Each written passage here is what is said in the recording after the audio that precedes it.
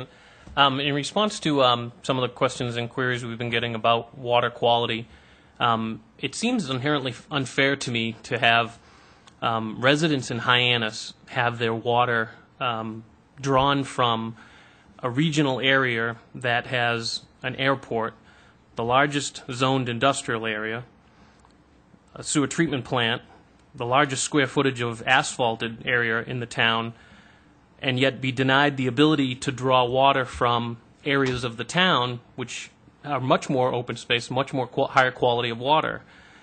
So, we're always hearing about how, the aquifer knows no boundaries, but, the water coming up should know no boundaries either. And I didn't know, Mr. President, maybe we could look at perhaps a study or a committee to look at either getting some of these other water districts to somehow provide a supply pipe into the Hyannis water system that could tie into the tanks and supply cleaner water so they can maybe shut down some of these wells that are drawing from areas that aren't a better quality of water to draw from.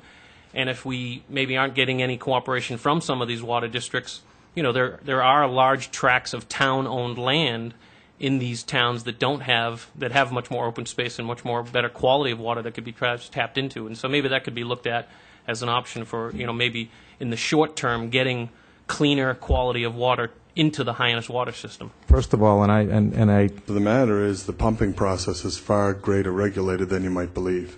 So each wellhead has a limitation on it and has a rotation of when it operates and how much it can take. So if you were to shut off an area that supplies 1/3 of or 20% of Barnstable's residents and put that on the liability of one of the other outfits, it would probably put them over their daily pumping limits as well. So the idea of shutting us off other than emergency to feed each other is not real practical without expansion within and without permission from DEP. I would also suggest that everybody is going through the same exact testing process because we all are municipal public well supplies and nobody's water gets pumped unless it meets the stringent requirements. So I would also caution that we don't really have to discuss that Hyannis is inferior water. It just is tested and treated for whatever is found at the time, but it will never go out without meeting the same exact criteria that COMM does or that Katuah does. Just a follow-up question. Isn't Hyannis water, though, the only system that currently has a treatment of chlorine added? Aren't the other ones? Barnstable also has chlorine? Yeah,